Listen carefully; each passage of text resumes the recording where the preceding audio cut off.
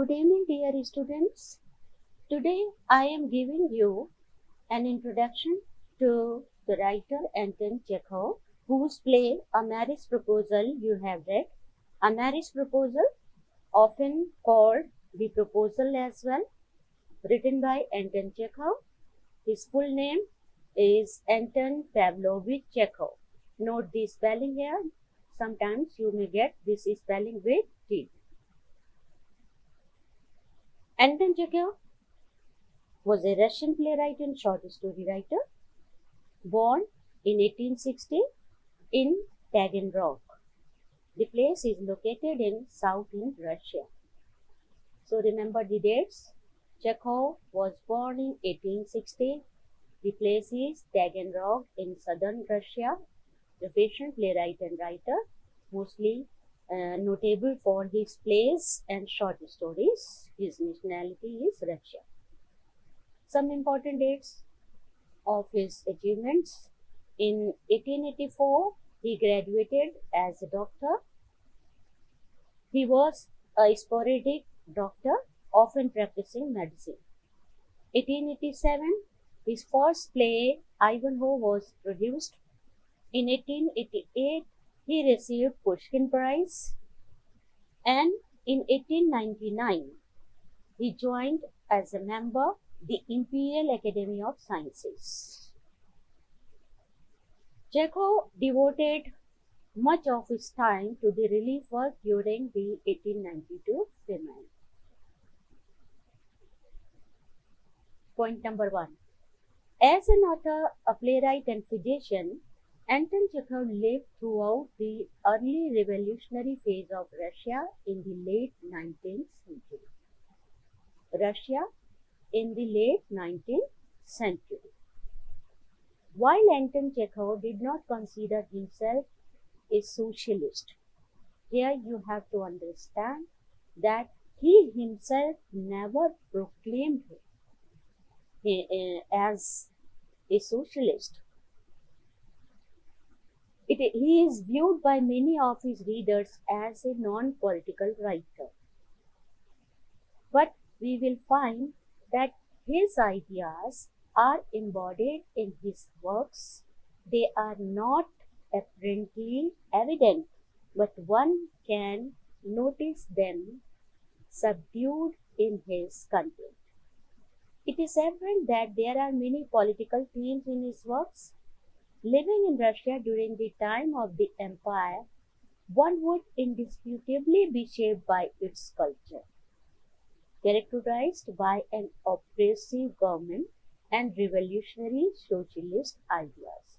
It was the time when in Germany, philosophers and thinkers like Karl Marx were propagating their ideas of communism and socialism, and its influence was also felt in Russia. So obviously, such ideas for liberty and equality, for freedom, more freedom, and this freedom from oppression, restrictions from government, these were propagating in among the people, especially among the writers, and such things get noticed in his writing, but in an implicit manner.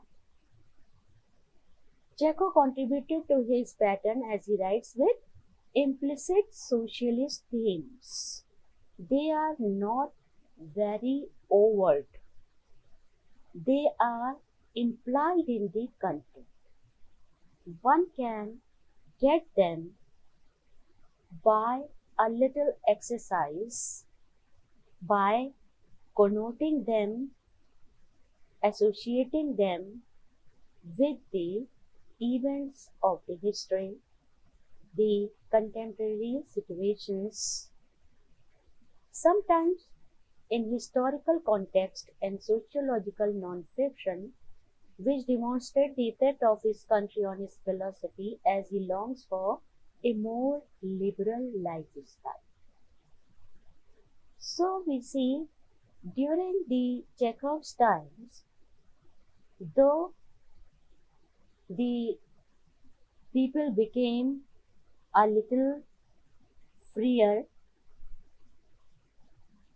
and this emancipation of the serfs in 1861, this manifesto was effectively implied, and the serfs, that is the slaved workers, bandhua mazdoor, slave laborers, they became free. So there was an air of freedom, but Chekhov can never consider himself free from these chains. His spirit, his mind is always yearning for more freedom. Chekhov lived in the time of the Russian Empire ruled by Alexander II, the period before the revolution and Lenin's communist government. Chekhov explicitly states his political views on freedom in his non-fiction compilation of letters. These are letters of Anton Chekhov. This you should remember. His political views are openly presented in his compilation of letters named Letters of Anton Chekhov, whereas in his story and dramas, his opinion, his political or sociological views are subdued. His plays, The Seagull and the Cherry Orchard, examine the repercussions of the emancipation of the serfs in 1861. This you should understand.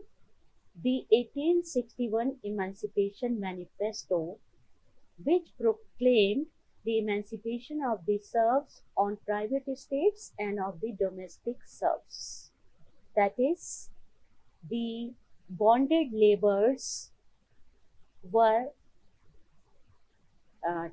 devised to be made free from their subjugation.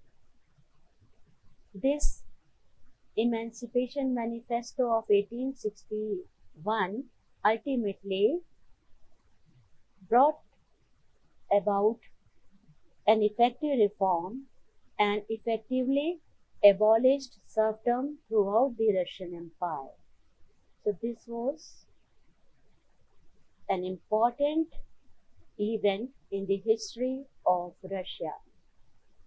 Now here we will see a little analysis of his one play, The Seagull.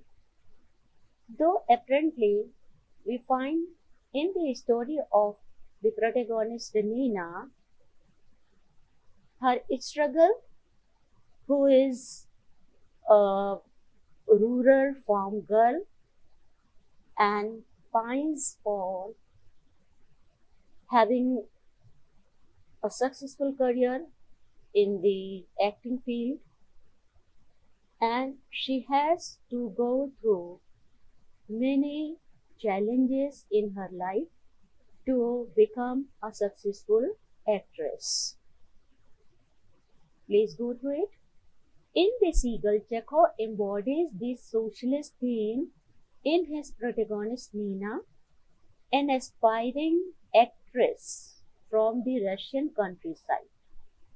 From countryside, from rural side, people who go to urban centers for the achievement of their dreams. They have to make a staunch struggle. Throughout the play, Nina evolves from a rural farm girl to a dedicated traveling actress. These deprived people continuously have to make efforts in order to get their dreams fulfilled.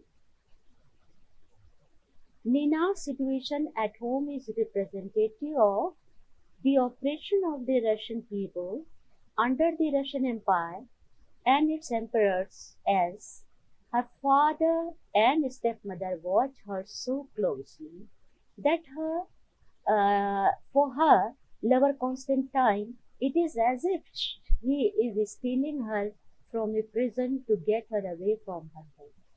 So here you understand that Nina, her lover, they feel like as if they are stealing something, they are doing something wrong, unethical, as Nina is continuously under the watch of her father and her stepmother.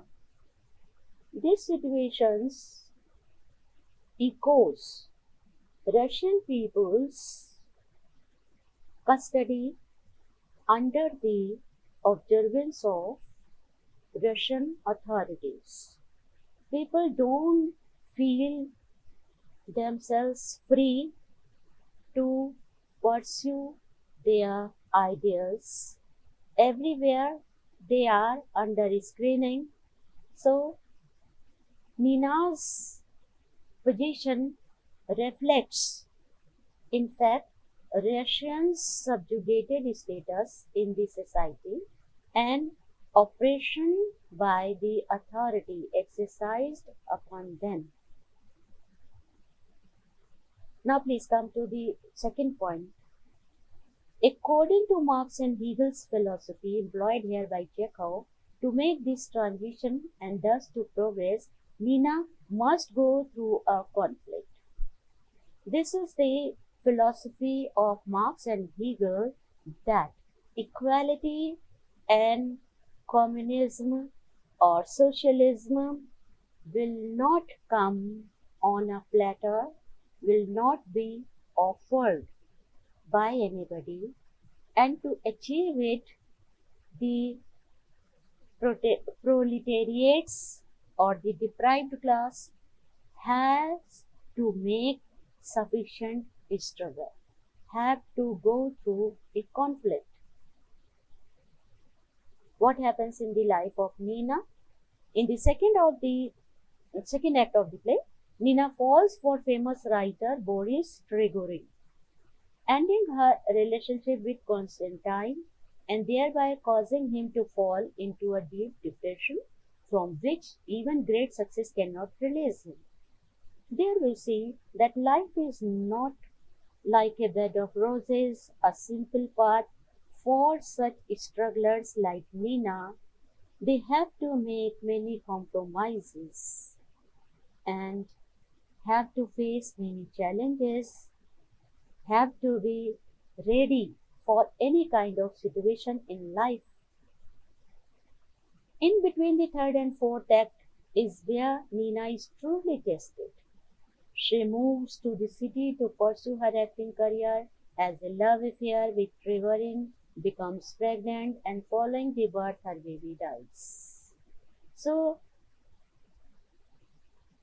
for pursuing her career, as you might have read in the Virginia Woolf's essay named Judith Shakespeare, life was not easy for the female strugglers.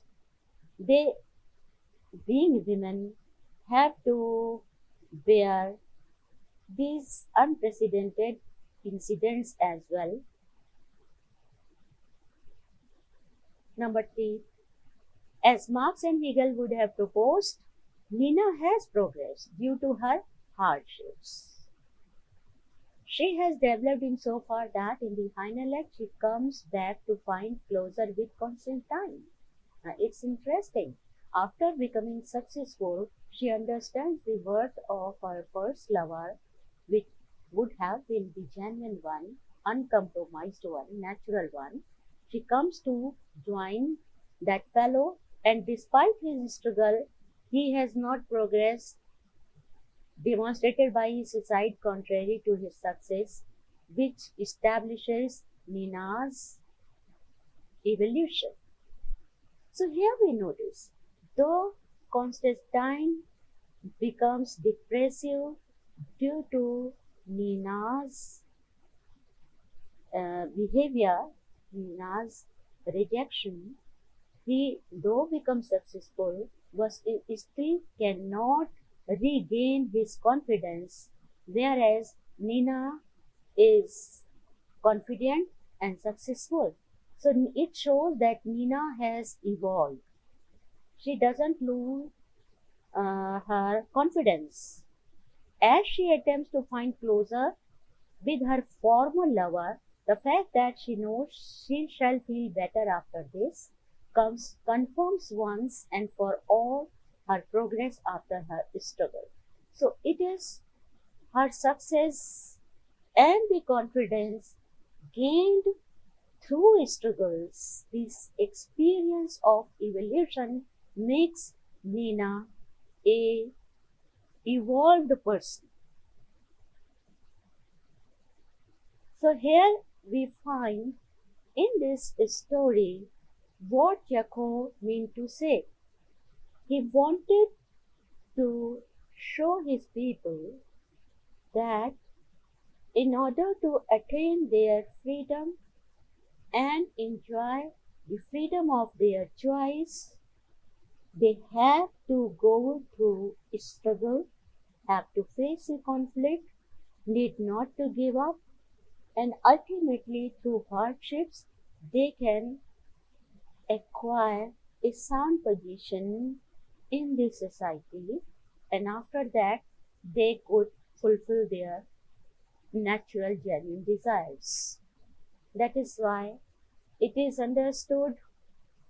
I took it as an example to show you that apparently it seems a simple story of a character Nina, but implicit or implied underneath is the situation of Russian society at that time, where people for their freedom had to make certain struggle. Next point is the most explicit reference to the operation of the Russian Empire on its citizens and the socialist reaction to its tyranny are made in his non-fiction compilation of letters entitled Letters of Anton Chekhov to his family and friends, that I mentioned you earlier as well. You see here, Letters of Anton Chekhov. Full title is Letters of Anton Chekhov to his family and friends. In this compilation, we will find his political views explicitly presented. Come to the point fifth. Chekhov acts as a sociologist as he examines the Amur countries and sees their population as independent, self-reliant and logical, and writes with a yearning tone. Chekhov criticizes the Russian government for its distrust of the natural sciences. So here we see, whenever he got opportunity to witness other country people, he realized the contrast between the experiences and the mental condition, mental health of his own country people and the other ones. He realized how other countries' people were independent, self-reliant and logical. Whereas the Russian people, they felt subjugated and confined, considered themselves not as much free as to witness or observe their natural longings freely. So we find out that Chekhov also stood for the natural order, and he was critical of the Russian government when they denied the importance of the natural sciences. Now come to his work, 6 point, the telephone. This shows a sense of Chekhov's humor. And the seventh one, in 1888, Chekhov published his long story in the highly acclaimed Sereny Vestnik. This is Northern Herald newspaper. His long story, The Steppe, marked the end of Chekhov's production of light pieces. This is long story, The Steppe. It is his autobiographical work which featured a child's impressions of trip in the Ukraine. So Chekhov during his lifetime made some journeys, and whenever he witnessed another land, he recorded his observations of other lands. This he finds in his work, The Steppe. You should remember the name and the name of the paper. Northern Herald, name of the story, The Steppe. Next is, shortly after his success as a serious writer, Chekhov presented his first drama Ivanhoe in 1889. This drama is also influenced by his autobiographical element. His older brother Nikolai died that same year of tuberculosis. This play is very heavy and morbid. It is a study of the spirit of the terminally ill people and ends with the lead character, a young man, committing suicide. So we see that Nikolai's death, his older brother's death, is reflected here when a young man commits suicide in this drama Ivanhoe. Next, this is an important point. As a medical doctor, Chekhov participated in the first effort to perform a census on Sakhalin Island. He interviewed and treated thousands of political and criminal prisoners in Sakhalin Island and settlers also there, and spent 3 months in that island. Shocked by what he saw, he wrote a book titled The Island of Sakhalin, documenting his experiences.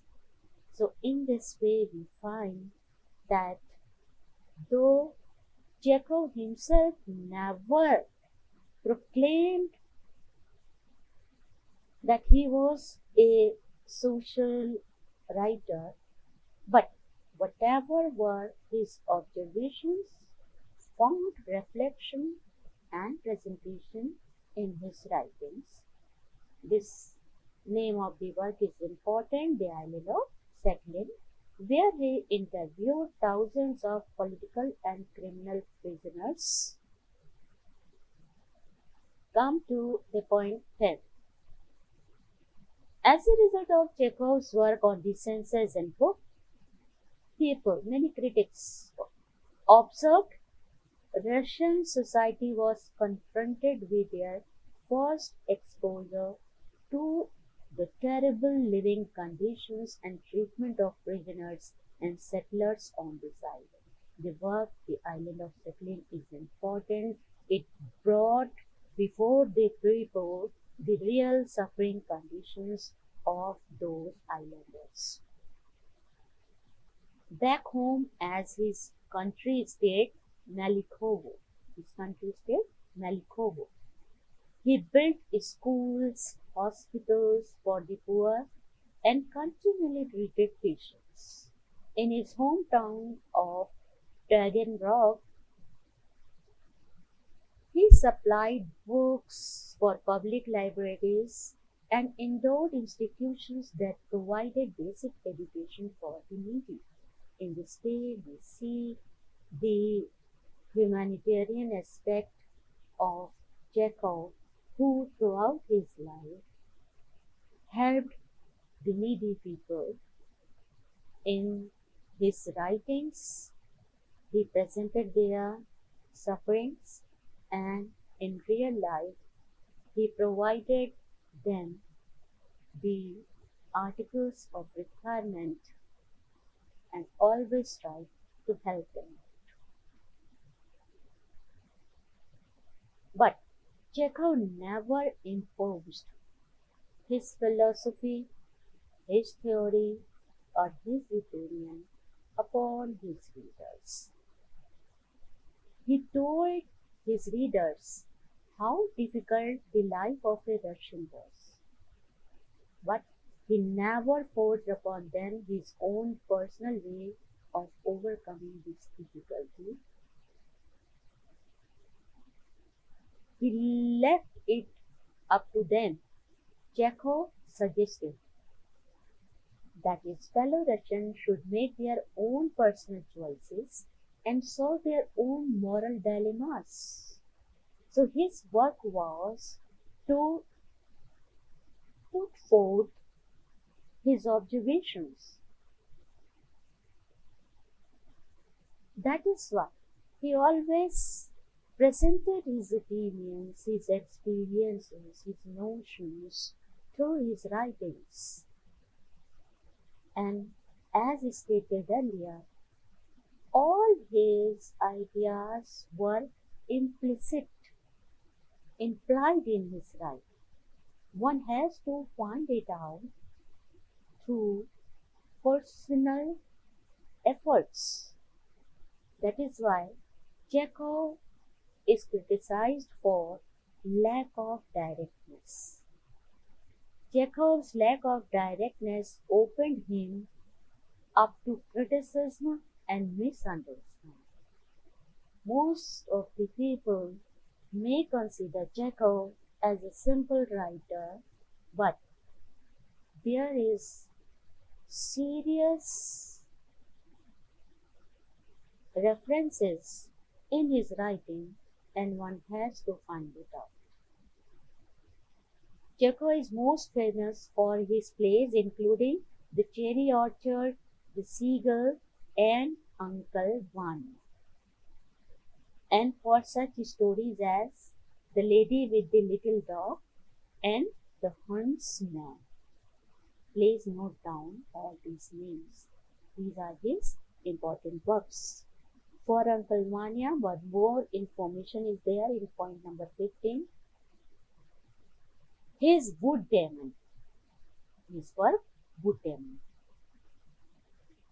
is a long 4-act play, and this Wood Demon was converted largely by cutting into Dadya Vanya or Uncle Vanya. So, Uncle Vanya, the play Uncle Vanya, is a short or selected version of his long play Wood Demon. Uncle Vanya, one of his greatest stage masterpieces.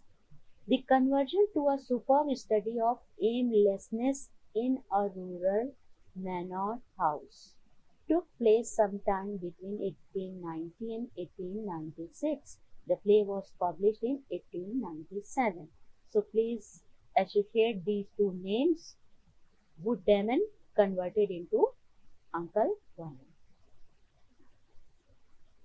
Chekhov is famed as a master of the short story. Although some of his best prose pieces are almost novel length, the short stories as well as his better known short works achieve their effect with a minimum of artistic means. A minimum of artistic means. He is a natural, simple writer who believes in spontaneity and believes that consciousness is the sister of talent. For him, a talented person need not the assistance of decorative embellishments. So here you see all of Chekhov's best work is an illustration of his dictum or statement that consciousness is the sister of talent. As much as you are concise, the more talented you are. Chekhov's plays deal with the passing of the vitality of the Russian gentry. So these were some observations. Go through them and learn the important points. Along with Chekhov, I would like to mention a few Russian authors' names as well. First one is Alexander Pushkin. Before the time of Chekhov, Alexander Pushkin, he was an influential figure and is known for his writing. His full name is Alexander Sergeyevich Pushkin, a Russian poet, playwright, and novelist of the Romantic era, who is considered by many to be the greatest Russian poet and the founder of modern Russian literature. He is founder of modern Russian literature, Alexander Sergeyevich Pushkin. His famous works are Pushkin recited his controversial poem Ode to Liberty on one of the several that led to his exile by Tsar Alexander I of Russia. Due to his recitation of this poem Ode to Liberty, he was exiled, and not only exiled, on his death he was secretly buried. Pushkin wrote his most famous play, the drama Boris Godunov. His novel in verse is Eugene Onegin. Eugene Onegin. So please remember these names: Ode to Liberty poem, drama, and novel in verse Eugene Onegin. Another important writer is Nikolai Gogol. His work is famous novel Dead Souls. He was writing a trilogy with the purpose to restore Russia's soul, and his first novel of trilogy was Dead Souls. This name you might have heard. Leo Tolstoy, Russian writer, best known for his novels War and Peace and Anna Karenina. So this is all for today. I hope it would be helpful to you. Soon we will see some more important points in my next lecture. Thank you.